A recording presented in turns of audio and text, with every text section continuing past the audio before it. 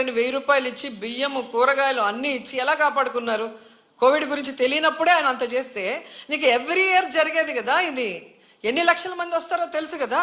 తెలిసినప్పుడు ఏర్పాట్లు చేసుకోవాల్సిన బాధ్యత మీకుంది, దానికి మాట్లాడుకోవాల్సిన బాధ్యత మీకుంది. అవన్నీ వదిలేసి ఎవడో ఒకటి మీద వేస్తే ఒకడికి సంబంధించింది కాదు కదా, ఇది లక్షలాది మంది భక్తులకు సంబంధించింది. రేపొద్దున వీళ్ళందరూ పైకి వస్తారు కదా దర్శనానికి, అప్పుడు ఇంకా ఎక్కువ తోపులాట ఉంటుంది. మరి అక్కడ ఎలా కంట్రోల్ చేస్తారు?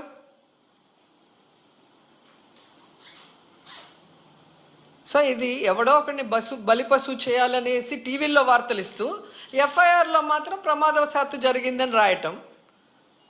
మీరు ఆలోచించండి, ఇది తప్పించుకోవడానికి చేస్తున్న కార్యక్రమం. భగవంతుడు వీళ్ళని వదిలిపెట్టడు, ఈ తప్పు చేసిన వాళ్ళని వదిలిపెట్టాడు. అట్లాగే కేంద్ర ప్రభుత్వం కూడా సిన్సియర్గా దీని మీద ఇన్వెస్టిగేషన్ చేయించి